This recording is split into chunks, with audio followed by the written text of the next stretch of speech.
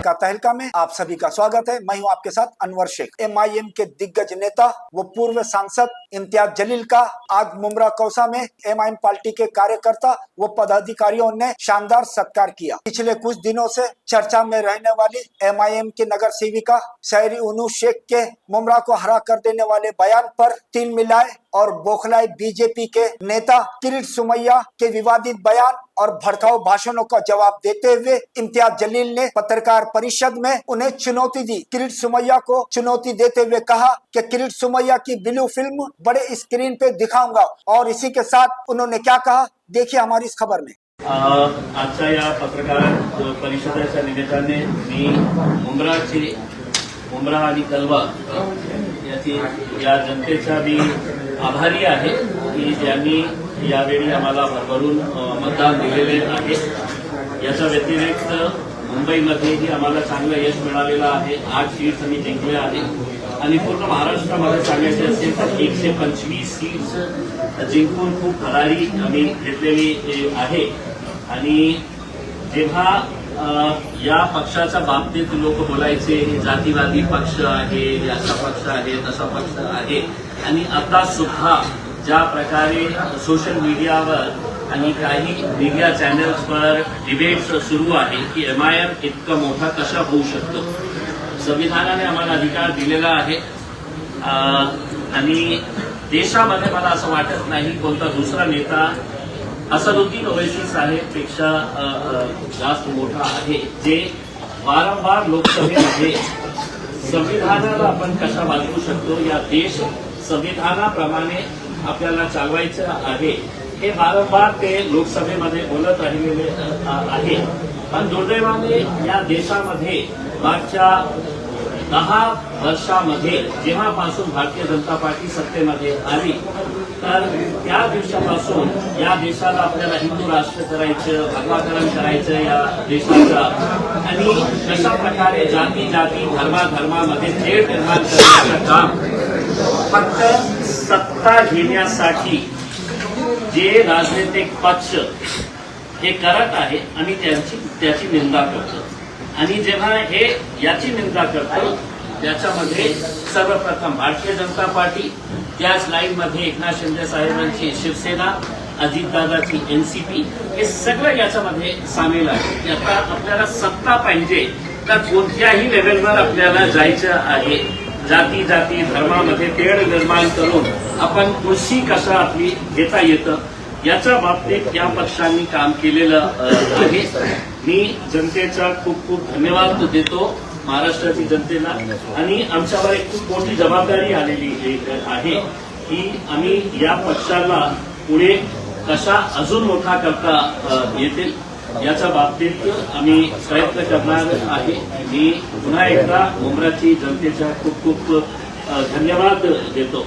आणि जेव्हा देश या गोष्टीची चर्चा करत होतो की एमआयएम हिरवा रंगाचं आहे, त्यावेळी एमआयएम एका हिंदू बांधवाला विजय उबाली याला एमआयएमची जबाबदारी मुंबई महानगरपालिका बीएमसी मध्ये आमच्या पार्टीचं प्रतिनिधित्व कोणी करणार असेल, नेतृत्व करणार असेल तर ते आमचा एक हिंदू बांधव आहे, ज्यांना आम्ही तिकीट देऊन मुस्लिम बहुल भागातून त्याला निवडून आणलेलं आहे आणि त्याला आम्ही बीएमसी मध्ये गट नेत्याची जबाबदारी दिलेली आहे।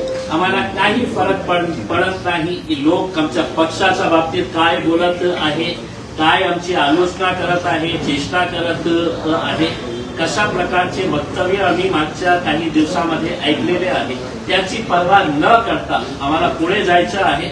आणि पुढे जाताना सर्व जाती धर्माचे लोकांना सोबत घेऊन आम्ही या राज्यामध्ये या देशामध्ये पुढे जाणार आहे।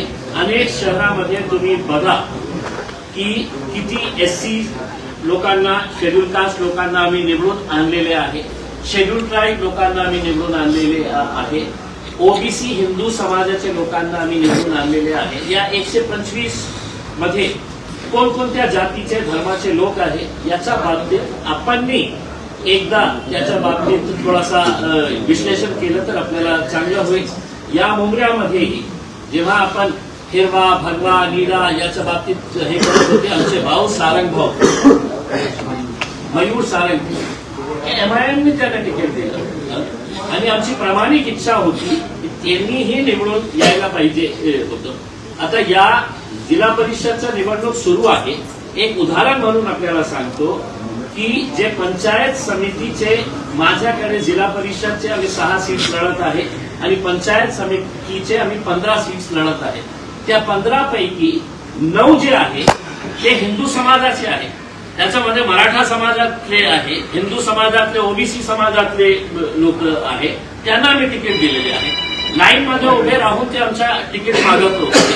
मग एका साईडला जनता आमच्या सोबत, जनताचा विश्वास जे आहे ते MIM वर वाढत चाललेला आहे। OWC साहेबांना त्यांनी बघितलेले आहे की जेव्हा या देशावर जेव्हा हल्ला चढवण्यात आला होता, एकमेव नेता होता की ज्यांनी विदेशात जाऊन नाही हे धरती आमची आहे, हा देश आमचा आहे, त्यांनी कशा प्रामाणिकपणे आपली भूमिका मांडली होती, लोकसभेमध्ये कशी प्रामाणिकपणे आपली भूमिका मांडली होती। आता जेव्हा ज्या पक्षांचा पराभव होतो तर त्यांना असं वाटतं की सगळ्यात सॉफ्ट पंचिंग बॅक कोण आहे तर MIM पक्ष आहे। हम हारे तो परेशानी होती है, हम किसी को जिताने के लिए आए हैं और अब हम जीते हैं तो उसकी परेशानी हो रही है कि ये जीते कैसा है। तो ये तो हमारे लिए बड़ी दिक्कत की बात हो गई है कि हम हारना भी नहीं और जीतना भी नहीं है। तो ऐसी सिचुएशन के अंदर आपने लेकर आए, लेकिन हमें कोई फर्क नहीं पड़ता है। जिसको बोलना नहीं बोल रहा हूं मैं, जिसको भोगना है वो भोगते रहे, हमें कोई फर्क नहीं पड़ने वाला है। इसके बाद आगे का आपके अगर जो भी सवाल होंगे हमने गले में आज जो भगवा पहने हैं, क्या इसका भी कोई मकसद है? देखिए मेरी गाड़ी के अंदर भगवा भी था, हरा भी था, नीला भी था, पीला भी था, सफेद भी था। अफसोस इस बात का ये हो गया है कि आपने इस देश को रंगों के अंदर बांट दिया है। कोई हुकूमत, कोई संविधान, कोई कानून ये नहीं कहता है कि ये रंग जो है ये किसी एक विशिष्ट जाति से जुड़ा हुआ है। मैंने हरा रंग भी पहना हुआ था, अभी मुझे किसी ने गाड़ी में चढ़ते चढ़ते ये रंग ये पहना दिया तो मैंने ये भी पहन लिया है। लेकिन लोगों को ऐसा लग रहा है कि साहब ये रंग जो है ना ये जात के साथ, ये रंग ये जात के साथ, ये रंग ये जात के साथ, ऐसा कुछ नहीं है साहब। और जिन लोगों की घटिया सोच होती है वो इस तरह के फालतू मुद्दों के ऊपर व्यस्त रहते हैं। लेकिन सर कहीं ना कहीं आप सुमैया जी को जो कि हरे रंग से बड़ा ही तकलीफ थी, उन्होंने कई सवाल उठाए चार्जशीट को लेकर, कंप्लेंट भी की। देखिए अब चूंकि आप लोगों ने बात शुरू ही की है तो मैं आप लोगों को कुछ भारतीय जनता पार्टी के नेताओं के कुछ बयान आपको सुनाना चाहता हूं, जिसमें से 1-2 ही बयान आपको सुनाऊंगा। मैं ज्यादा ना तो फालतू चीजों के अंदर मैं ये करता हूं। तो अगर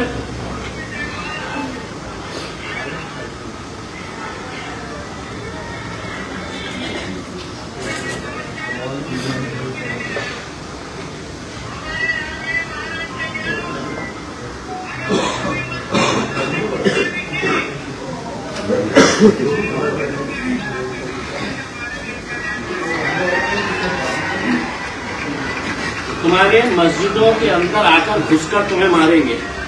मैं अब मुमरा की पुलिस से एक सवाल करने के लिए आया हूं। इसको नोटिस दिए थे आपने?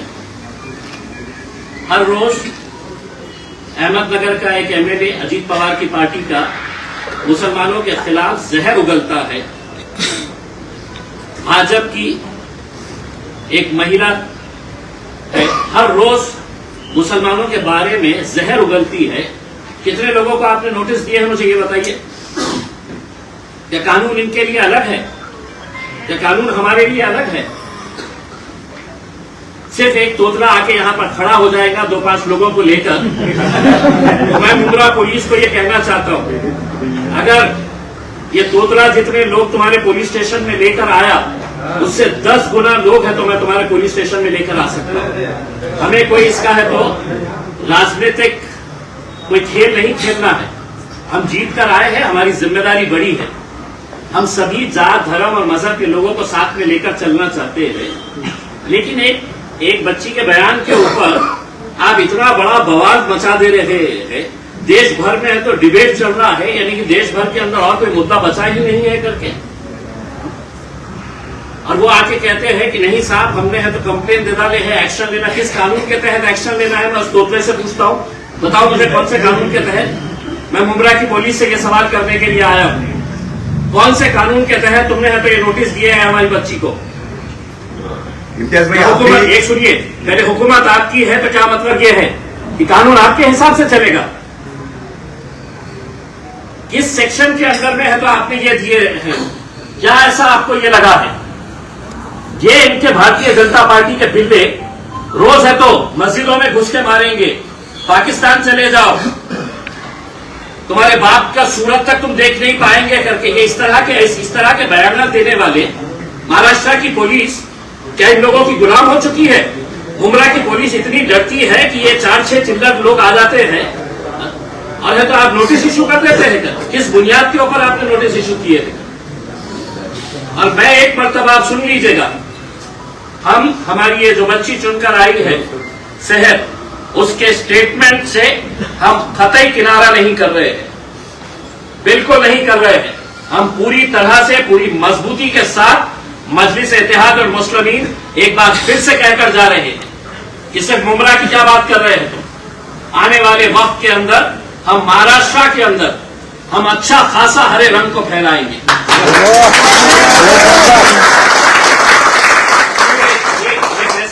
ये प्रेस कॉन्फ्रेंस है, इसमें आप कोई भाषण नहीं दे रहे। ये सुनिए, ये देवेंद्र फडणवीस की फोटो है, ये सुनिए, ये देवेंद्र फडणवीस की फोटो है, औरंगाबाद के अंदर हर चौराहे के ऊपर लगाई गई है। क्या लिखा है उसके ऊपर? छत्रपती संभाजी नगर में भगव्याची शान राखली। तुमच्यासाठी भगव्याची शान राखली आणि आमची मुली जेव्हा हे म्हणतं की नाही आम्ही हिरवा रंग मुंब्र्यामध्ये हे करणार आहे, तर इतकं वाईट? उसके ऊपर आप है तो डराने धमकाने नोटिसेस इश्यू करने की बात कर रहे हैं करके। अब मैं आपके जरिए ये तोतले को बोल रहा हूं कि तुमने इस बच्ची के, छोटी बच्ची है, पहली मर्तबा जीत कर आई है, उसका जोश है, लेकिन मैं अगर बोल के जा रहा हूं, अब तुझे चैलेंज कर रहा हूं मैं कि मेरे खिलाफ तू क्या कार्रवाई कर सकता है, क्योंकि कायदे कानून हमको भी अच्छी तरीके से समझ में आते हैं। हम कोई डर के झुक के है तो ये करने वाले हैं, ऐसा नहीं है। और मैं एक बार फिर से ये बताना चाहता हूं, अगर तुम्हारी भारतीय जनता पार्टी की हुकूमत है महाराष्ट्र के अंदर और तुम ये समझ रहे हम कुछ भी करेंगे, मुंब्रा के अंदर अगर दोबारा ये तोतला यहां पर आया तो एक बात समझ लेने का, मैं दोबारा यहां पर आऊंगा और भरे चौराहे के ऊपर बड़ा स्क्रीन लगवाकर उसकी जो ब्लू फिल्म है मैं है तो वो फिल्म है तो भरे चौराहे के ऊपर दिखाऊंगा। तुम हमको सिखा रहे हो, तुम्हारा खुद का चरित्र क्या है तुम देखिएगा। और तुम ये समझ रहे होंगे कि भाई मैं आऊंगा, आके है तो यहां पर पुलिस वालों के ऊपर दबाव देकर चला जाऊंगा करके, तो इनकी पार्टी गुंडे और मवालियों से भरी पड़ी हुई है।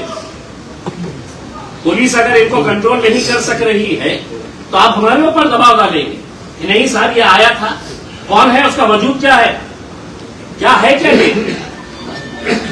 पोलिसांनी आज एक स्टेटमेंट जारी केले की त्यांनी त्यांच्या वक्तव्याची माफी मागितली, म्हणून माफी मागितली गेली आहे की नाही जर प्रश्न आले।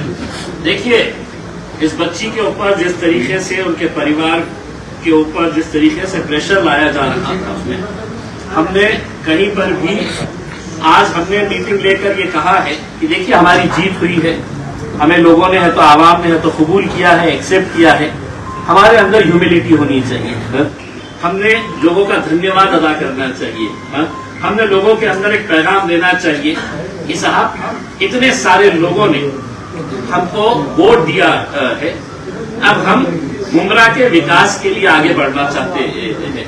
मुंब्रा का विकास करते वक्त जब हम सड़क की बात कर रहे हैं तो सड़क के ऊपर कोई एक जाति के लोग नहीं चलने वाले। जब हम कचरा उठाने वाले हैं तो वो कचरे की बदबू सिर्फ एक समाज को सताती है, दूसरे समाज को सताती है, ऐसा नहीं है। ड्रेनेज अगर है, इंफ्रास्ट्रक्चर अगर नहीं है, तो ये सब चीजें जो है हम मुंब्रा के विकास के लिए, लेकिन सारे लोगों को तकलीफ इस बात की सता रही थी कि एमआईएम 125 सीटें कैसा जीत गई, गोवंडी के अंदर है तो हमने मुंबई में 8 सीटें कैसा जीत गए हैं, मुमरा के अंदर हमने 5 सीटें कैसा जीत गए हैं करके। भाई आप लोगों की ये जिम्मेदारी थी कि एक यंग लड़की, पढ़ी लिखी, हाईली एजुकेटेड बच्ची, जिसको कितने दिन सताया गया है उसके परिवार वालों को कि हम टिकट दे रहे, अभी दे रहे, सुबह दे रहे, रात में दे रहे, आधी रात को दे रहे हैं करके, उसमें मेहनत करे, रास्ते के ऊपर आए, लड़े झगड़े, उसके ऊपर पुलिस नोटिस दे रही है। और नोटिस देकर हमने कल साफ कर दिया था, मैंने खुद ने, मेरे पार्टी के अध्यक्ष बैरिस्टर असदुद्दीन अवैसी साहब ने, पार्टी वाले हैं, पुलिस वाले आके उठा के लेके जाएंगे, ये करेंगे करके उसके अंदर। तो आज ये स्टेटमेंट शहर का खत्म हो चुका है।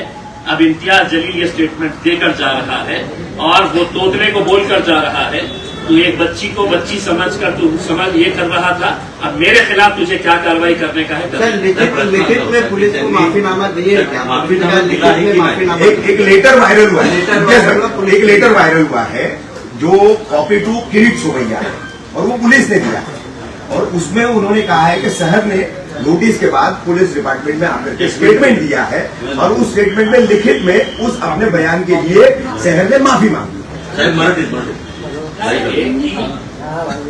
आहे की सहजला आम्ही प्रश्न विचारला होतो याच्या बाबतीत आणि तिला स्पष्टपणे आम्ही सांगितलं होतं कोणत्याही प्रकारे आपल्याला माफी मागायची नाही आहे। आणि तिला जे स्टेटमेंट त्यांनी दिलेली आहे त्यांनी स्पष्टपणे सांगितलेले आहे की मुंबईला हिरवा करायचा आहे, मुंब्रा सॉरी, जशा गिरीश महाजन नाशिकला सगळं हिरवं जे होतं ना ते कापण्याची तयारी करत होते ते। गिरीश महाजन को है तो नासिक से है तो हिरवा चाहिए ही नहीं था, पूरी का पूरा नासिक एक साथ आ गया है कि नहीं, बोला साहब हमको हिरवा बचाने का है करके, हरियाली बचाने का है करके उसमें। आप इसको इस नजरिए से क्यों नहीं देख रहे हैं कि 26 जनवरी आने वाला है और शहर ने अपनी यंग टीम के साथ ये फैसला किया था कि हम मुंब्रा के अंदर हरियाली ही हरियाली लगाएंगे करके, मुंबई को हरा भरा कर देंगे करके। और ये तो सिर्फ मुंब्रा को हरा भरा करने की बात कर रहे हैं, हम तो देश को हरा भरा करने की बात कर रहे हैं। आपको हरा ऐसा लग गया कि ये तो कोई तभी आतंकी शब्द है, ये तो कोई तभी दहशतगर्दी का कोई तभी एक शब्द का इस्तेमाल किया गया है करके उसने। देवेंद्र फडणवीस अपना होर्डिंग लगाकर ये कह सकता है कि छत्रपति संभाजी नगर में भगवाकरण केलेला आहे करके। इम्तियाज भाई, इसी सवाल में आपने मराठी में जवाब की शुरुआत की थी, वही जवाब हिंदी में दो है। पण साहेब प्रश्न आज आहे की त्यांनी मागितली हे शिक्षण दिलं आहे का पोलीस स्टेशनमध्ये? तर पोलिसांचं अधिकृत पत्र आहे, माफीनामा दिला आहे, पोलिसांनी सांगितलं बाईक पण दिलं अधिकृत पत्र आहे। माफीनाम्यामध्ये त्यांनी काय इतकी लाचार, हिंदीमध्ये लाईव्ह चालू, इतनी लाचार मुंब्रा पुलिस को चंद मवाली गुंडे भारतीय जनता पार्टी के पदाधिकारी होंगे। लेकिन मैं समझता हूं कि मुंब्रा के सीनियर पीआई साहब ने वो तोतले से पूछना चाहिए था कि भाई तू वो बच्ची के बारे में है तो सवाल उठा रहा है, ये तेरा एक वीडियो देखा है क्या करके। सीनियर साहब को मैं भिजाऊं क्या उनका वीडियो, किरीट सोमैया का वीडियो भिजाऊं मैं?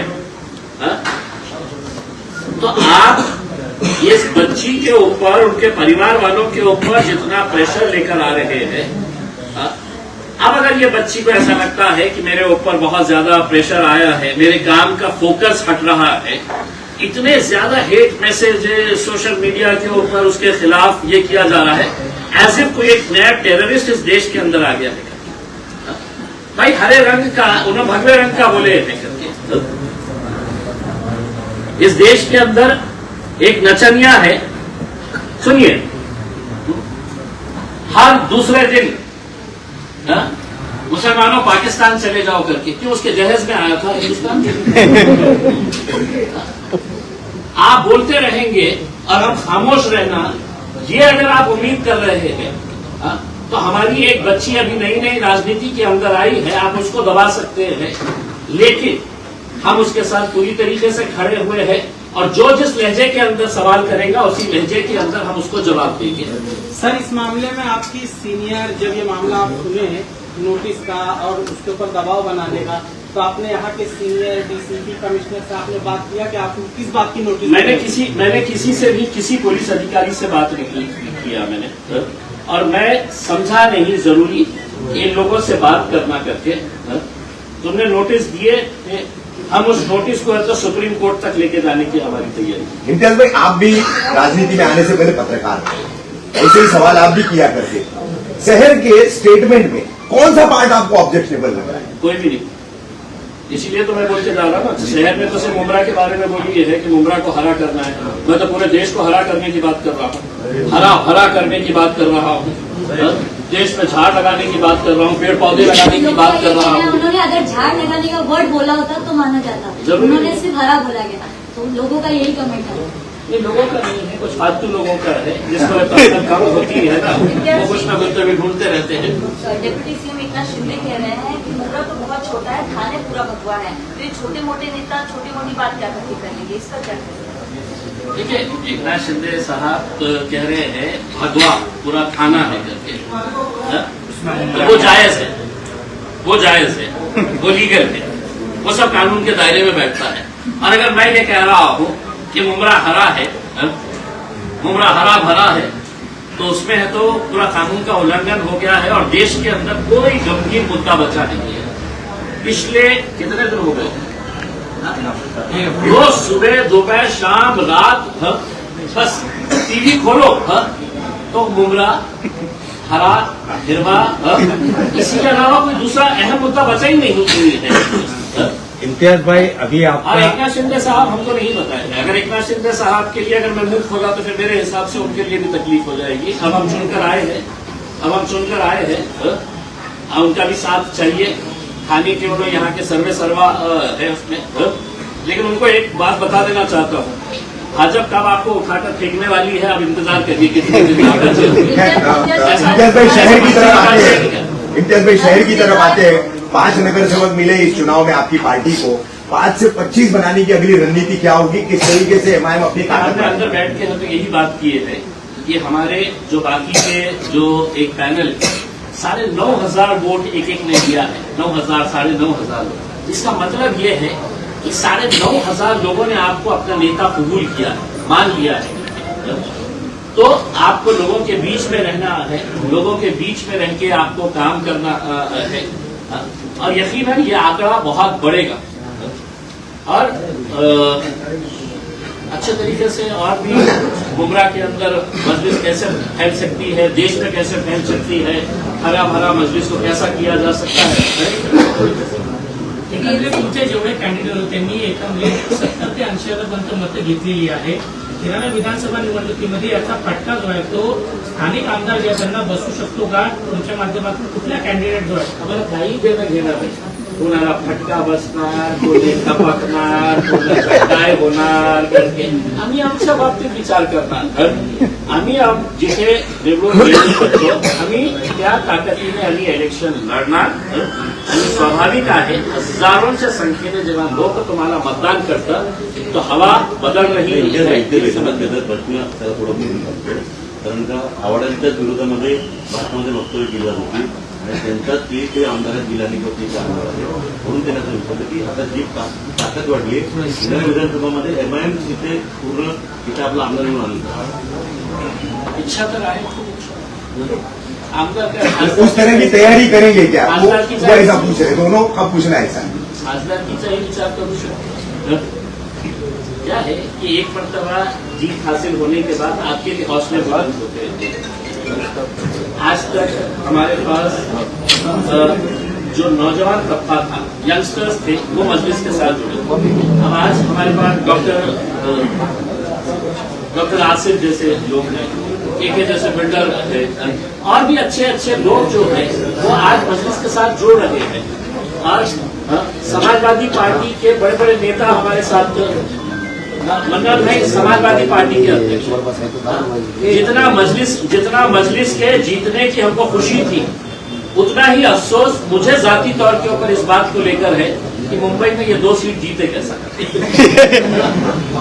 परंतु वो भी नहीं ज्यावेळी मुंब्रा पोलीस स्टेशनला आले त्यांनी असं सांगितलं की मुंब्रामध्ये राहणारे 20% हिंदू आहेत ते खटल्यामध्ये शेरसेनेने जे बयान दिला होता तुमच्या पक्षातल्या कुठल्याही अध्यक्ष असो किंवा इतर नेत्यांनी मुंब्रा पोलिसांना भेट दिली नाही. त्यांनी जाब देखील विचारलाय की मुंब्र्यातल्या 20% हिंदूंना आमच्या एका ज्या नेत्यांमध्ये वक्तव्यातून धोका नाही असं तुम्ही कोणी विचारलंय. अच्छा, मी आपल्याला विचारतो हे प्रश्न.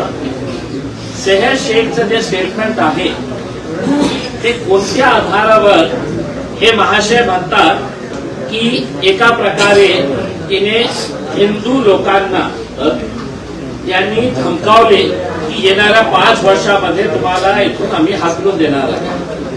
आम्ही असं म्हटलं असते, तिचं स्टेटमेंट असं असलं असतं तर एक हिंदू भाऊ आज आमच्या स्टेजवर सोबत आहेत का नाही आहे.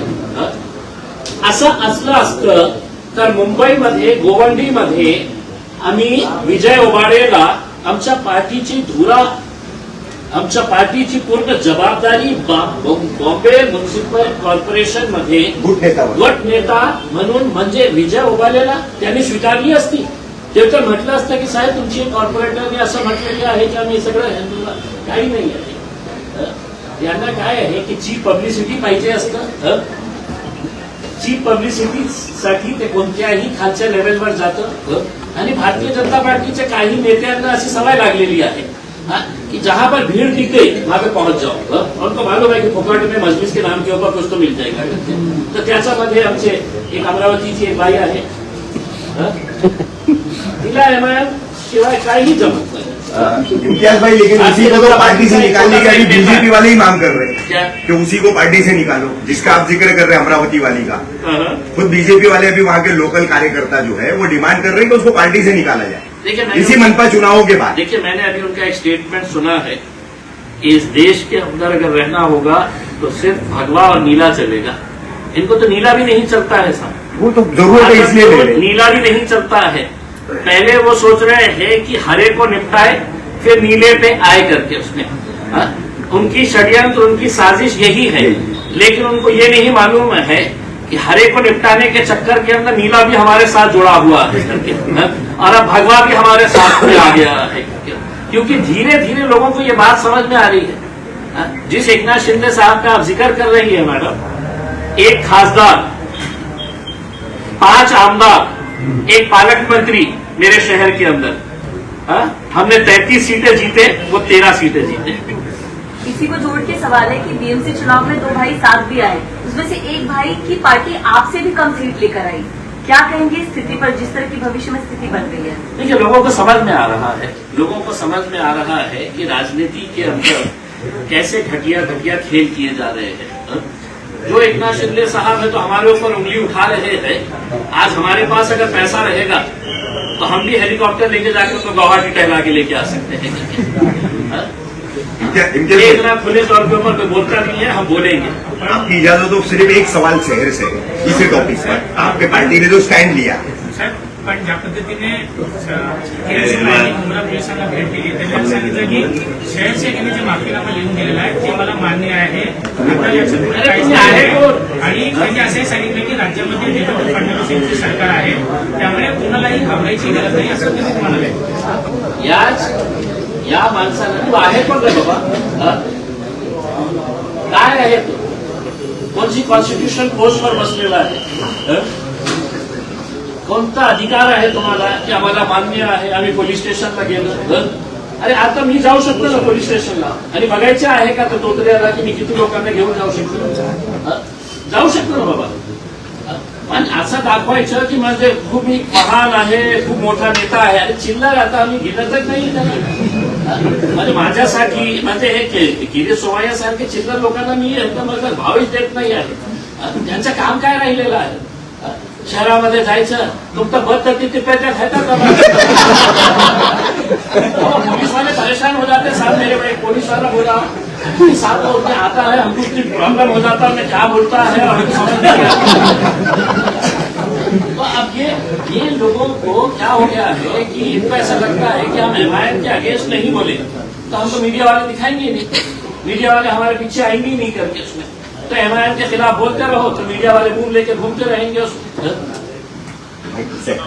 शहर मैं बोलती हूँ ना शहर की एक मिनट त्यांच्या माध्यमातून एक नहीं स्टैंड